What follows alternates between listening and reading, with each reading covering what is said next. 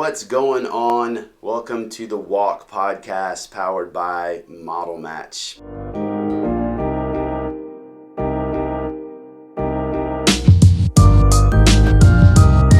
It's a good walk, especially if you're putting on your boots and actually doing it Nashville style. Yeah. Okay, in this episode, we talk with Larry Sutton, the founder and president of Element Funding in Georgia. You know, when we think about probably mentors that we've had in the past, or maybe even just good moms that we have, we're taught that if you always focus on doing the right things, that things will shake out in the end. And this conversation with Larry was a really good reminder of that. We talk a little bit about just his philosophy relative to running a business, sales in general, operations, leadership, and the value of consistency and predictability in communication, and not only how it can create value for you when times are good, but how it can keep you sustainable when we're managing through difficult times. Thanks for joining us on The Walk. All right, Larry, good morning. How are you, my friend? Good morning. How are you? I'm good. How are you and the family hanging in with everything that's going on with the virus, the pandemic? You're not far from Atlanta proper, which is, compared to where I am, a big city and probably getting hit a whole lot different than we are. Yeah, Atlanta is getting hit pretty hard. We're about 20 miles north, so we aren't experiencing what's going on downtown, but we're faring pretty well. It's I think my kids are tired of being quarantined, and I am too, but we'll get through it. So. Yeah, I'm with you. I've got two teenage boys, one that's supposed to be in college, and I know you're about the same. They're doing the right thing, the smart thing, but it's hard to wrap, even as a grown up, it's hard to wrap your brain around not being able to do the things that you want to do. To me, emotionally, that's the weird. I know that I can't go to a restaurant right now, but that doesn't mean on Friday night when it's supposed to be date night that I don't want to go to a restaurant. And then you turn into a child emotionally. Why can't I go to a restaurant, even though you can't do it? Well, I have two girls and one boy, my boy being the oldest. And I think the most disappointing thing for the girls, because they're still in college, is just being disrupted, right out of school 2 months early. And that was frustrating. And it was one of my daughter's freshman year at Tennessee. So it was just frustrating. But it is what it is. And hopefully we'll be back in the fall. So. Well, as a freshman, it's hard to get acclimated. Thinking back to college, I know you went to Florida State. You're a proud Seminole. I'm curious, when you were in school, graduated, I think with a degree in economics or finance? That's right. Okay. What got you into the mortgage industry? How did you get connected, and why mortgage banking? I knew that when I was majoring in economics that I wanted to be in financial services, but I didn't really know I wanted to be in mortgages. And I had this envision of being in maybe commercial banking or something like that. But when I graduated, obviously I went to school in Tallahassee, but when I graduated, I moved to South Florida and just kind of fell into the mortgage business right out of college. I was a loan officer at 21 years old, and I just fell in love with it. I really enjoyed the thrill of the kill and just kind of doing it. I was a sponge, so I just absorbed it all and enjoyed it. So I've been in it ever since.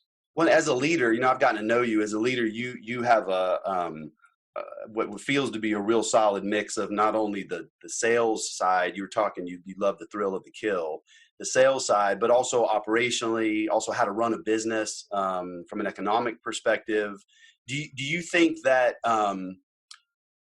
the sponge part of you was more the sales side, or do you think that was the part of your brain that was more the operations and the economic side of the house? I think it was the sales side. I got into that first, and that was my passion, and really still is. I honestly don't get to do that as much as I'd like to because of all the other things. But I think the operations piece and the numbers piece and all the other things just came later by just being around the industry and learning. But no, I'm a salesperson at heart. So. Well, it's interesting because you don't always come across that way. You feel culturally to have the mix of everything, but that's good to hear that it's still the sales side that kind of drives you, and that passion's still there. I think that's maturity. I think I used to be this crazy salesperson, and just over time you learn to sort of temper that and you see a lot of things, and you just become a little bit more measured in maybe your approach. So I think that's what I've learned. Well, So maybe talk about that a little bit. So I know you spent 10, 11 years at Home Bank, which, when Home Bank was rolling, that company did some real unique and special things, industry related within the region. The company had a very unique culture about it as well that I think supported expansion and retention. Um, what did you, and maybe this is probably not a short answer. What did you learn during that period of time that maybe helped you mature, but then prepare you for going out and starting a mortgage company? it was a fantastic place to work for and learn. The customer service mentality at Home Bank was second to none, and I think that as I transitioned out of Home Bank, it really gave us the grounding to figure out on the next step of my career and the people that came with us, what we really wanted to sort of copy, if you will, as far as that goes. But no, it was great. I mean, I've sold to a very high level at Home Bank, and they gave me the opportunity to do that with just the just unmatched customer service and the ability to really stand by what you do, and that's important. So What about things, and I'm careful when I ask this question because this isn't throwing Home Bank and Legacy Home Bank under the bus, because we can all do this to what I'm getting ready to ask. We can look in the mirror and do it to ourselves right now. But what were things that you learned from the way that maybe the business was run or divisionally or otherwise that you knew you didn't want to replicate? That's a great question. And to be honest with you, you're not throwing them under the bus. There was a lot I learned not to do. So when we formed Element Funding in 2007, we knew we wanted to take that customer service philosophy and move it forward. But we wanted to take some of the things that, again, we learned not to do at Home Bank and be a little bit more financially minded, if you will. And we definitely changed that directive. We wanted to have a much bigger product portfolio. And Home Bank was good because they were diligent and they had just a phenomenal sales culture. The errors in the quiver at Home Bank were a little less than other competitors, and we just outsold it. Mm-hmm. So we wanted to give our current people that came with us in our new venture the ability to kind of do it all. And I think that we've done a fairly good job of that. So maybe just a little more diversified. A little more diversified and a little bit more opportunity to take all of the resources and use them on the street, whereas Home Bank was a little bit limited, very conservative. And that's not a bad thing necessarily, but in today's market, you have to be a little more fluid. And I think we've done a pretty good job of that. And then also at the same time, I'm assuming sort of balance, that you still can't be everything to everyone as you grow the company. You still have to know your sweet spot. No question. And we are not shy about saying that. There are things in spaces that we do not want to go in, and we make that very apparent to our current sales force, and even when we're recruiting. So that's okay. It's not for everybody, but we believe it's for a lot of people. So. Are there ways that you, maybe sticking on that topic for a minute, are there ways that you coach an originator to wrap their arms around that not being everything to everyone? I mean, that's a hard thing to do, especially maybe if you're on the front end of your career and you are eating what you kill, you're commission only, right? And you really want to take care of a borrower that maybe is outside of the box of the sweet spot. And you feel like you should be able to, because I'm seeing my competition taking care of them. Are there things that you learned through your own experiences, or I'm just curious how you communicate through that and around that and still keep everyone on the same page? Well, I don't pretend to have everything, but I think that, back to my initial comment about the product portfolio, I think we've got most things. It's not so much about being able to serve the customer. There are just different spaces inside of what many companies will do in our industry that we don't want to go into. For example, we're not big consumer direct advertisers. We're more, we like to say, we have street fighter loan officers. Mm-hmm. So they go out and they eat what they kill, right? And they focus the majority of their time on their core business, which is, realtors and builders and past customers. And we do predominantly purchase business in a normalized market. And we do that on purpose because we want to be able to sustainably grow our company and forecast. And you can't do that with refinance volume. That's just our style. I'm not saying it's better than others. But from a product perspective, I think we can serve most of what's out there. There are certain spaces that companies will get into, like brokering crazy non-QM loans that we may not have an appetite for, but that's just not our deal. So, well, no, and those are all just individual business decisions. Like one of the things I know that I think you love about this industry is a loan might be a loan, but how you get from A to Z and all points in between can be very different from company to company, from originator to originator. It seems like every analogy I have, or most of them, are sports analogies. So I think about, college basketball, which we all missed, you especially, because Florida State was looking good. They were. Yes. Sorry to bring up a sore spot, but you look at like a team like University of Virginia that recently won a national championship. They're not going to run and shoot you to death, and they know that, and they recruit that way, and they have a particular methodology of playing the game that works specifically for them. And either you fit the model or you don't. But just because you don't run and gun doesn't mean you can't be successful.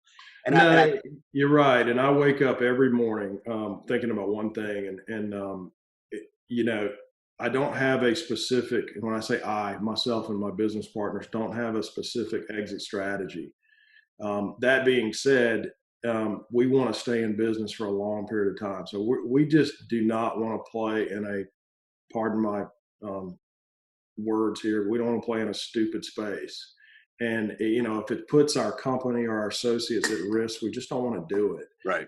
There are just some places and products today that you just want to stay away from, and we choose to do that. So, but we try to be very upfront with the people that want to join our organization about that. And for the most part, they understand it. So I think it's a really unique thing about the industry too, especially when you drill down to the loan officer level. What you just described, I think, was playing the long game and not playing the short game. Not looking at a market opportunity right now and jumping in and throwing your cash and your capital at taking advantage of that market opportunity. But that's also tough for a loan officer sometimes. It is. Because that short game means something to them on a month-to-month basis. It is. And this particular topic that we're talking about is very prevalent to the COVID situation that was going on now. There are companies out there that are playing in credit score spaces and doing things that could jeopardize their situation before this thing ends. I would rather take a little bit more measured response to some of the things that we're doing for the sake of being in business after this ends. Because when this does end, I think it's going to be incredibly busy and in a good way for our associates. And I think we just continue to try to message that to our people, because that's what they want to hear. And it's not always easy because the loan officers have to play a short game. They do. Right. So it's just, they have to be patient though, just like we do. So going back 2000, so you started Element in 2007? That's right. Okay. Then we had 2008. So congratulations, good timing. Talk a little bit about 2008 and this, what we're going through right now. The reasons we're going through it are very different. Right. Obviously, the industry is being impacted. But tell us about 2008 and what you experienced, and maybe what you learned from that that's supporting today, which maybe you just talked about. Well, it's funny. People told us that it was the worst time to get into something in 2007. And as I look back, and even at the time, we would say it was the best, because if we could make it through that, we could do anything. So I'll be honest with you. 2007 and 2008 was interesting. There was a liquidity crisis going on. We dealt with that.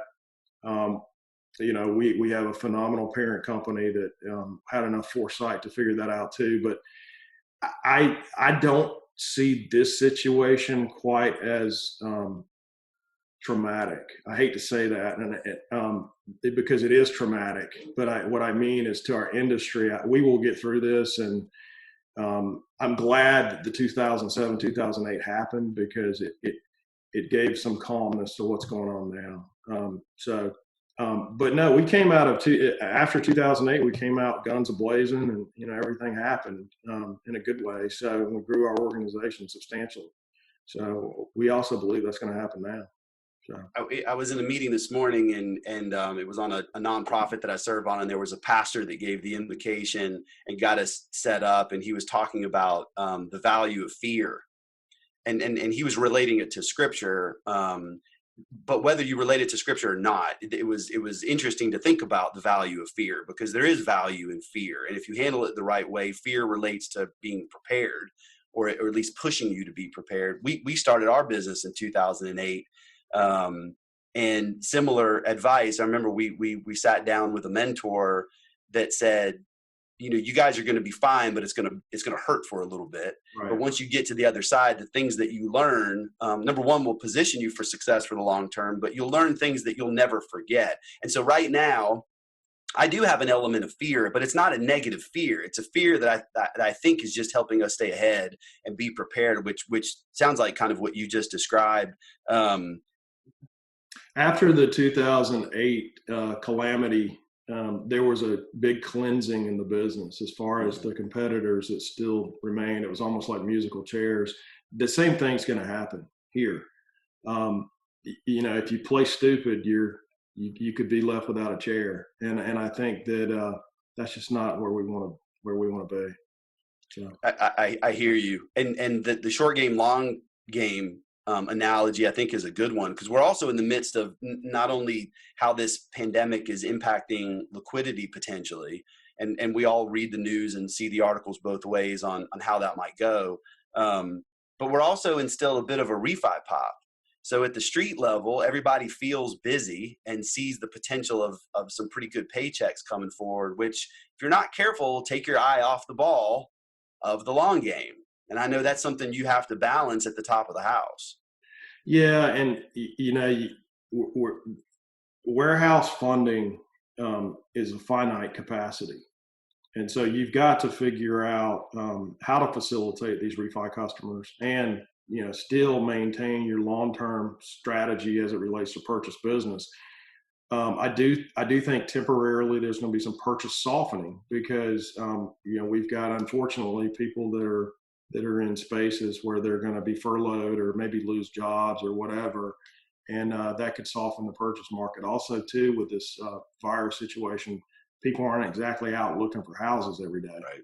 Right. So with that being said, what we're trying to do is take that finance warehouse capacity, filter in the extra refinancing on top of it, so that it can equal out the volume. But again, when this is over, I think you're going to see that this refinance stuff will still continue, because we're going to have a great year as far as rates go. But I'm hoping that the purchase business will kick back in, and we can do predominantly more purchase business, because that's what we're focused on. So. Going back to the human element of all of this, and so we're past 2008, we're now into 2020, and the crisis that we're dealing with at the moment. We've talked about loan officers, and communicating with LOs is such a unique beast. It's hard to talk to folks in other industries about that, because it's maybe difficult to relate. Sure, there's other industries where you have commissioned salespeople. Right. But you were talking about capacity. There's a finite amount of capacity, and at some point you got to pump the brakes, and that doesn't feel right if you're a commissioned originator. What about the rest of the staff right now? When you look at ops staff, support staff, folks that aren't making the same amount of income, that probably manage their monthly budgets a little bit differently, and probably are more sensitive to the health of the company differently than an originator. Mm-hmm. Are you noticing any emotion from those folks right now that are a little bit unique that you're having to support? I'm sure there is. We try to over communicate. We try to make sure that everyone's feeling supported and safe and everything. We've got a tremendous virtual platform that allows our folks to really not miss a beat by not being in the offices. But I will say we're not slow, and we're having record months despite all of this. So I really don't think our ops people are feeling like there's any sort of issue as it relates to their jobs or anything like that, because there isn't. But Right. I don't think they're feeling it. I think they're feeling very probably overworked at this point, and that's fair because the business is still coming in. So not yet. But again, I think it's more of the human element side where people just are going stir crazy, and you just gotta, we're sending meals out to our ops people, just for their families, and just try to keep them supported, and whoever needs help, we have an open door policy, so that's what it is. These are the most important people in the world to us, and sales and ops, and so we're trying to just wrap our arms around them to the extent we can. Well, good for you also supporting some of those local businesses and getting food out, takeout to your staff. I asked that question only because I've noticed in the last several weeks, people's reactions to things seem abnormal, and not just because of something that might be specific to the mortgage industry. And I think it's fair to say it's abnormal because we're all in an abnormal situation right now. We have people in our home, that our own family that isn't used to us being in the house at a particular period. My dog is completely confused right now. My dog loves it. Really? He doesn't understand why everybody's around all the time, but he likes it. So. My dog just thinks he can sneak treats from several different people, right. different than he normally can. But along with that, we have kids that are home that aren't normally home. We have parents that maybe we can't go check on the way that we would normally want to check on them. And other things that then impact the way we communicate with each other and the decisions that we make. I think you bring up a good point that our industry right now, at least in the moment, is busy. So that busy is keeping everybody on point at some level. But you would assume that emotional creep in here and there. And I also would think that the way that you've built the company, and without really any desire to grow dramatically across the country, that makes it maybe a little bit easier to keep it tight and keep that communication with your staff. And that was by design. I've told you often as I love to get around to all these places that we're trying to recruit in. And, as you know, we're in a 5-state area in the Southeast, but I want to be able to take a short flight or a drive and see everybody. And today I know everybody by first name, and it's great. The day that starts not to happen is where you got to be really careful. And that's just our style. I'm not saying big companies aren't great places. It's just, that's sort of our style. So are you involved in, this is a random question, are you involved in any other businesses outside of the industry? And the reason why I ask is because other businesses are obviously dealing with this and impacted in different ways. When you say, am I involved, what do you mean? Like, do you happen to have are you a partner in a restaurant, or do you have some ownership in another? No. I'm connected to people that are, sure. But I'm not, I don't own any other interest in that. No. Well, and I ask because I do think that our industry has this slightly delayed reaction to maybe what's coming versus a restaurant who one day had 2,000 people walking through the door, and then the very next day you're at zero. No question. And that's a slam the door, difficult game. Ours is a little bit different, and maybe not less difficult, because there's this drawn out bleed a little bit if you didn't manage things appropriately. You something that's easy to tell in the 20 minutes you and I have been talking is your communication is very consistent and predictable. And I would think, and from experience know, that your teammates appreciate that consistency and predictability, whether it's you or somebody at another company. I think I have found that bad news is not always so bad, as long as the news and the solutions are delivered with consistency and predictability, and things don't sneak up on you. And honesty. Yeah. You got to be honest, and you got to tell them really what's going on. And a lot of companies a lot of leaders at companies I've seen, unfortunately, will try to shelter. And you just got to be careful doing that. People are absolutely okay with the truth. You just got to tell it to them. Great point. Great way to close also. Larry, president of Element Funding, an all-around great guy. Thank you for spending a few minutes today. Anything that we didn't cover that you want to throw out there? No, I appreciate it. It was great being with you, Eric, and thanks for your support. No, you got it. Hey, stay healthy, keep the family and the company healthy, and hang in there. We'll talk soon. You too, man. Take care. All right, bud.